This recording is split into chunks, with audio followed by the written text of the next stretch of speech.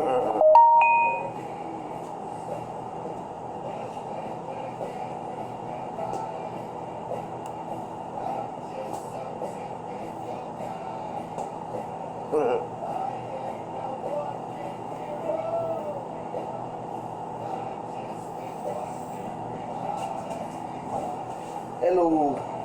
Alright, hi, everybody out there. So, still not that comfortable with all of this, but I'm getting used to it little by little. Hold on one second.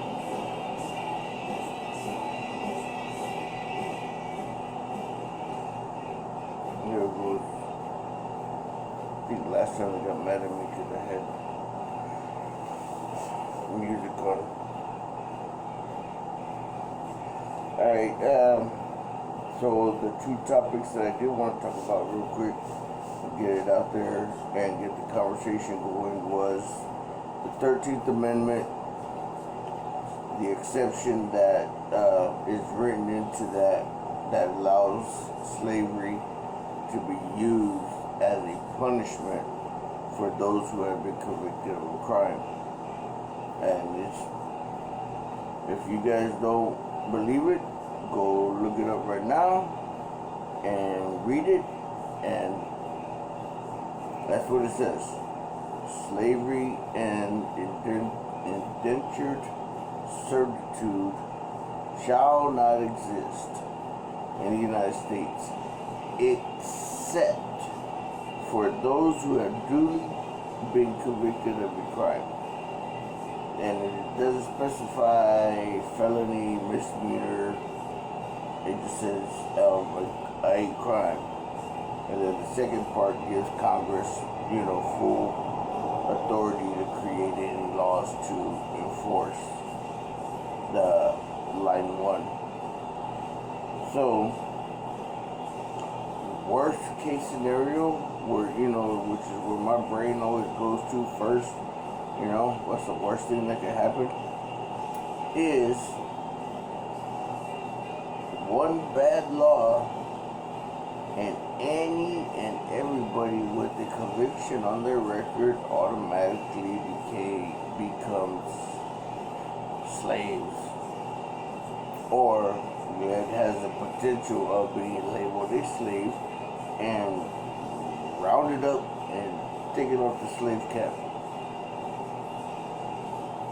I think a lot of motherfuckers are gonna get shot before that happens, but so I'm saying that's worst case scenario. As it is now, the state retains ownership. That's why you have no rights. They tell you when you go to prison. That's why a lot of people think, well, in Texas, felons can vote. Anybody in Texas, if you're a felon, you can vote. As long as you're off paper, you're done with parole and this and that, you can vote. And any felons that you know, has the word, man. And if you live in a state where felons can't vote, well, then I suggest y'all change that, because y'all have the power to change that. Because in my eyes, voting is the basic right of every American citizen. That's a basic right. Or I mean the right to vote, to voice your opinion. You pay taxes, so you should, be represented. That's one of the declarations that they, sent to, the King of England. Taxation without representation. So if you're not allowed to vote, then, in my mind, you're not a citizen. So they're denying you of your citizenship, which means if you're not a citizen, then you shouldn't have to follow the rules that the citizens have to follow. You are what some might consider or call themselves a sovereign citizen. you carry your sovereignty around you. You cannot be held to the laws of this country because they denied you your citizenship. So that's where I stand on that. Alright. Back to the slavery issue in the 13th Amendment. So they reserve the right to use slavery as punishment. Corporate America profits off of that prison, aka slave labor. If you are a slave, you belong to the state. So they tell you belong to the state now. They profit off of that. That is, well, that's just fucking cold ass shit. These companies are already making millions upon billions of dollars, and then they're going to go right there and use prison labor, which pretty much equates to, sweatshops, in third world countries. They're all against that, but yet they use the same thing here in America. There's no difference between a sweatshop in India, or, there's a big difference. People in India get to go home and be with their family. So them using prison labor to make money is kind of worse. Yeah, that's kind of fucked up now that I think about that, man. That's, damn. Alright, man. Damn, I just thought of that part of it.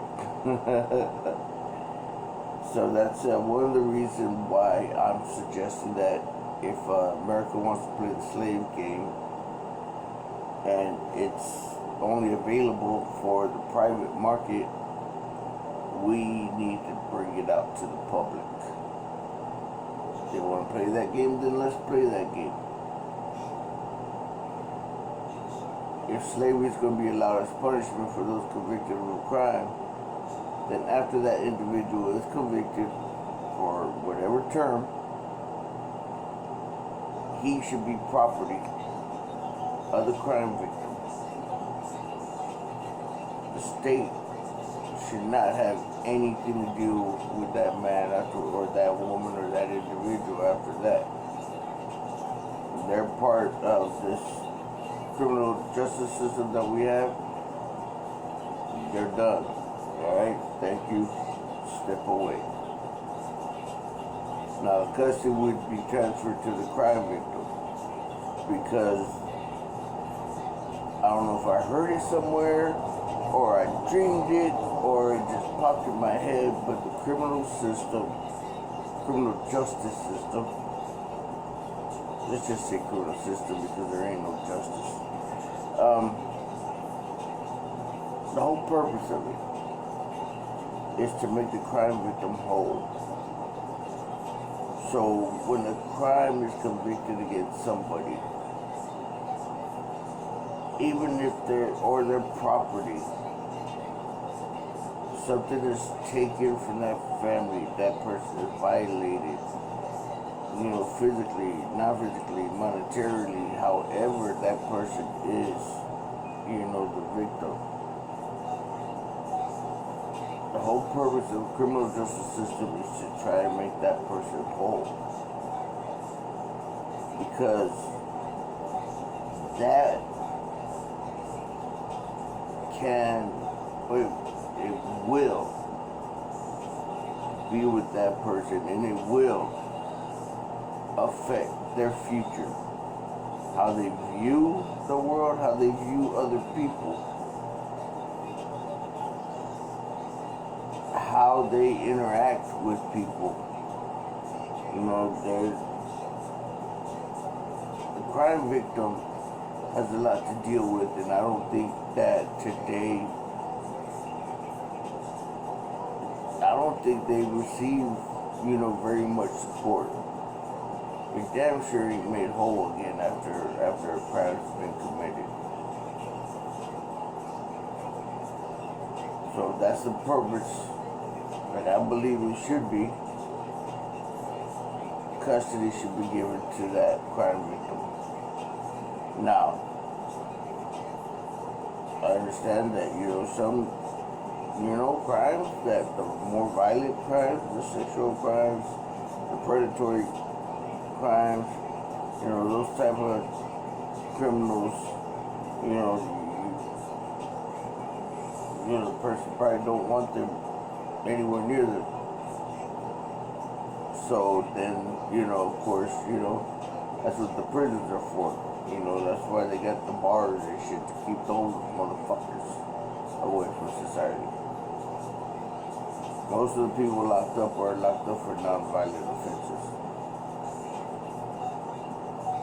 And I think rapists and child molesters should be front deck for the death penalty. Because child molesters, especially the ones that groom children, who go after them with the purpose of grooming them to take advantage of them later, that's just sick shit, man. And I don't think that any way to, you can't change that type of person, you can't change that type of thinking, man. Those motherfuckers need to get God, Whew, I don't know, it's a strong one, because, I'm not God, I can't judge, but I would highly advise that they get taken out. And the same thing with, the ones who just can't stop beating their spouses. You talk about women beater, but there are men beater nowadays, man. There's some women out there that, they just be whooping the shit out there, man. Just remind me of Oprah Winfrey and Purple, the color purple. You're gonna learn to respect me. Oh man, that's some funny shit. But yeah.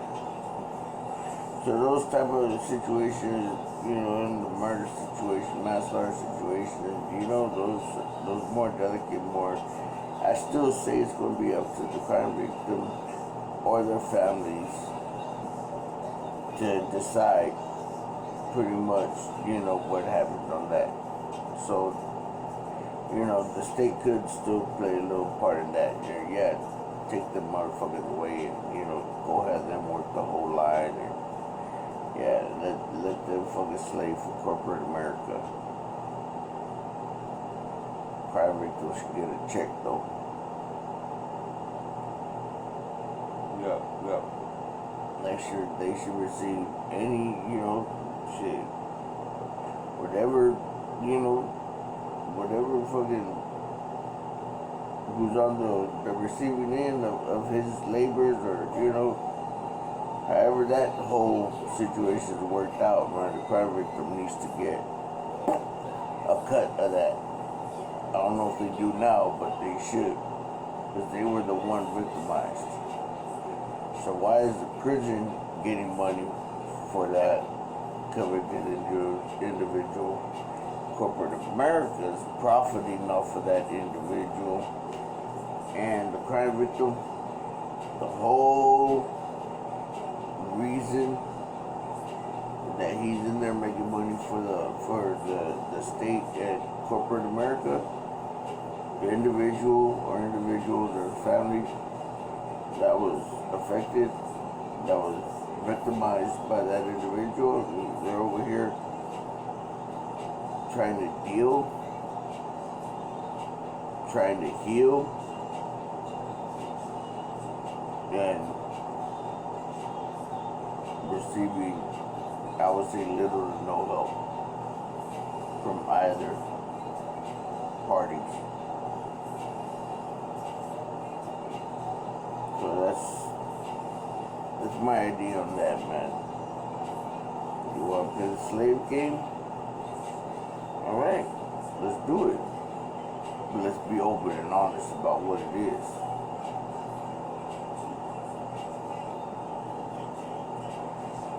Okay. Talking about custody,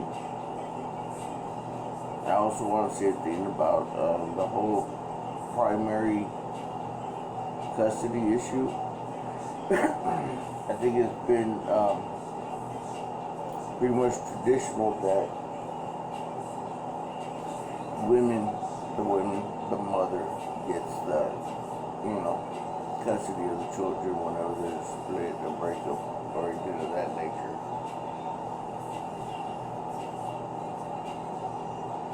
My bad. Sorry about that.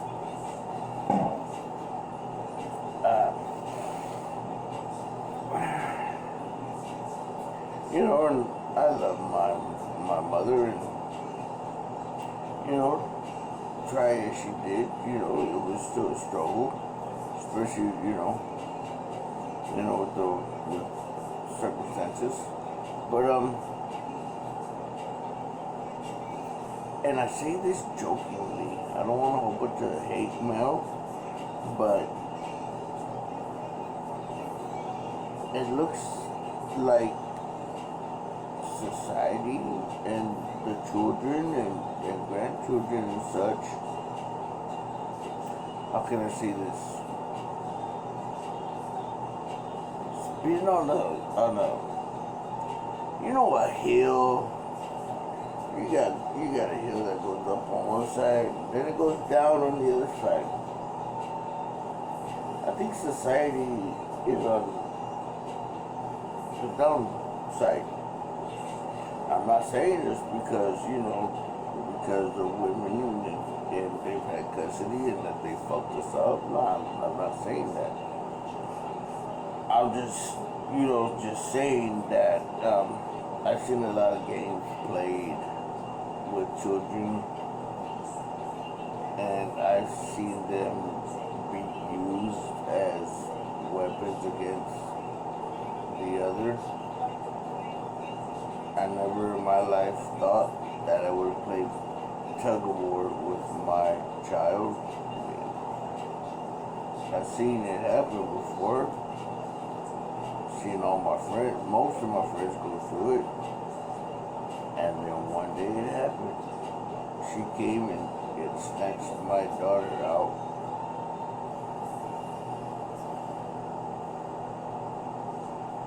So, don't play tug of war with your kids.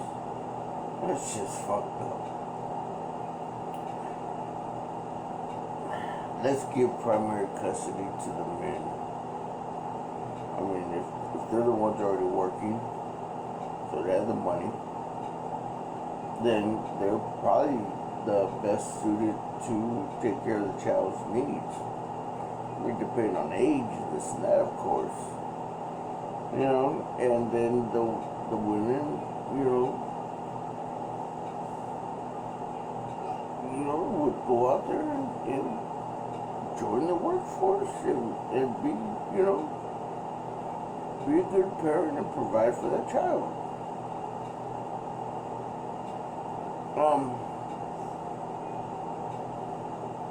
Because I think more loving fathers in the home means less angry men on the streets. And we're more than capable of taking care of our children.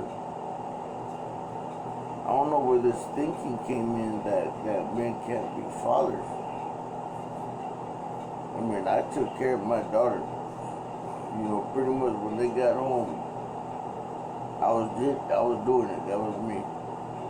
The bathing, the cleaning, the bottles, the feeding, the reading, the games. I mean, yeah, my ex-wife was there and she participated. But the majority of it, I was all hands on deck, and I loved it. That's just those special times. That's when the bonds are created. So we're needed and we can do it. And we're getting up, making breakfast, making bottles, making eggs, doing homework.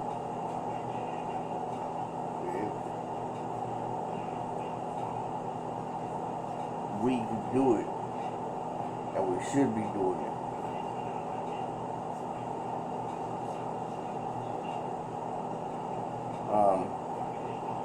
I think that would take a whole lot. There might be some pushback to that. I'm pretty sure there'll be a lot of pushback to that, but I firmly believe in a return to a matriarchal form of, system in society, government wise, or I think not know. It was pretty much been proven that women, think more about the whole rather than the singular. So I believe, this is my belief, that men, us, we think about what is mine and ours right here. I want to take care of this first. Me and mine. I want to take care of me and mine. And if I can, I try to take care of y'all. Where as opposed to women are going to think about the community, which is of course going to include family.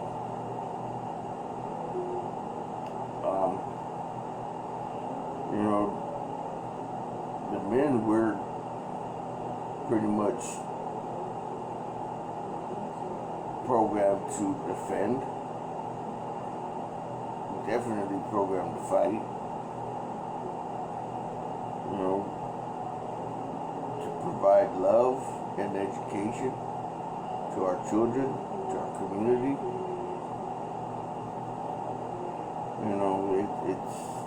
It all could be done. It'd be better if, co-parenting, but I know how difficult that is. I've seen a few people be able to do it, not many. Oh man.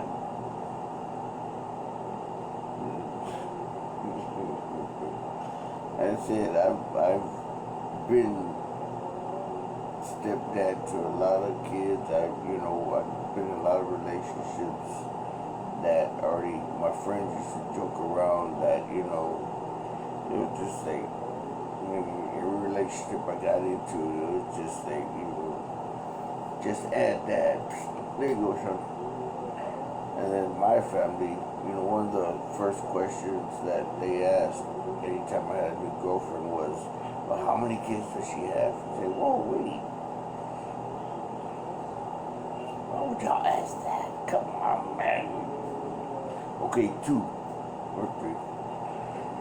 But, that's something that I've had to work out and deal with, and I think I got a handle on that. But that's why I would like to be a teacher, and I did go to school for that, started to, but my background became an issue and kind of got discouraged from that.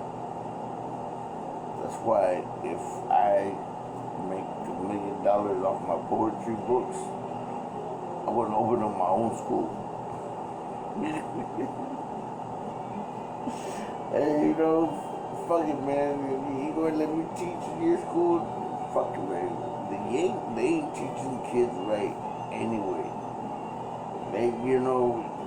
The school system is made nowadays to produce good little worker bees. They're creating a type of individual that will go out there and they will show up and they will work and they will do what they're told and they will not, be a disturbance. And they are eager to please the higher ups.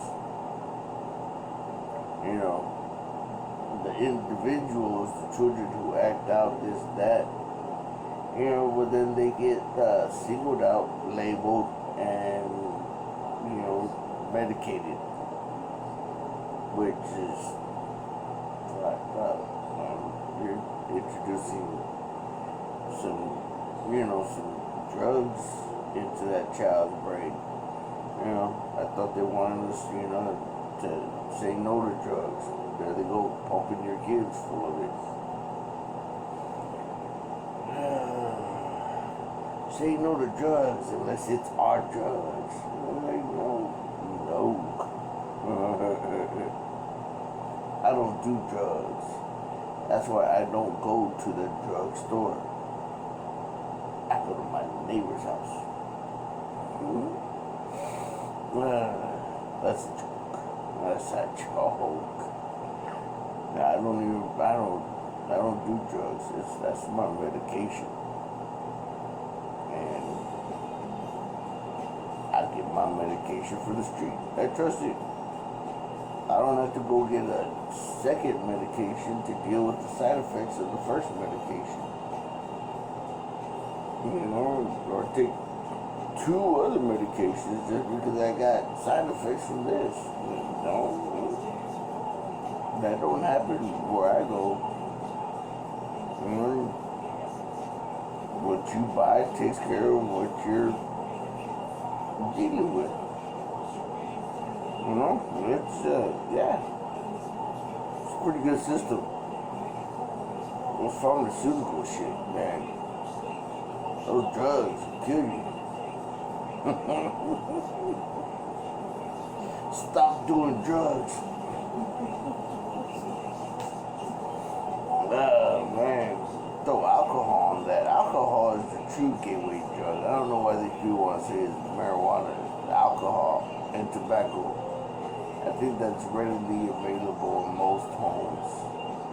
I'm pretty sure that's the first thing that a child ever tries is alcohol or tobacco before they even know what marijuana is. So don't be saying marijuana is a gateway drug. It's not even a drug. It's a damn plant. You ain't even got drugs, you gotta mix shit with and add shit and then, put it in a different form. Marijuana is just a plant. It just, like Cat Williams said, it grows like that. It's like if I go out there and start eating grass, lettuce, and the lettuce just grows like that, straight from God. As marijuana grows like that, straight from God. Dandelions are good for you. Yeah, you could want to call them weeds and be killing them. Dandelions are one of the most nutritional things growing in the garden. You can make tea with it, you can put it in salad. It's good for you. No, I don't do drugs. Nah. Alright. Let me end this one, post this one, and then shit, man, I didn't even mention nothing about the poetry books, or I wanted to mention Redbubble, redbubble.com. My daughter and me have a site where we're uploading our artwork. We get a little portion off of every sale, which is it's cool with me, man. But getting our art out there, I guess, is more of the goal. But I can raise some money. Okay, so it's Harley 210 Art at redbubble.com. Check it out. They actually got some of the things actually came out pretty badass on certain items. So you could just look at the art, and then you go to a list of different items, cups, phone covers, curtains, pillows, and all kinds of pretty badass shit, man. Some of it looks really, really cool. Some of it looks kind of not that, you know. But everybody got their own fucking taste. Right. Something deep and interpret. Alright. I will see y'all in a little bit. I think I'll do another video. Talk about a few more things. And then, if y'all got any questions, y'all got any comments, y'all want it, that's what I want to do. I have a list of laws that were passed here in Texas, at least. I wanted to go through them and see what kind of bullshit got passed and this and that and all that. So go through that, and then yeah, bullshit and dreams.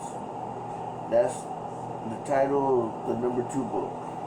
Number 1 book is Lost Fathers. Number 2 book, Bullshit and Dreams. Because apparently, according to my ex-wife, that's all I got. Bullshit and dreams. I was like, you damn skippy. That's all you need in life. There's a dream and some fucking good bullshit to back it up. Alright.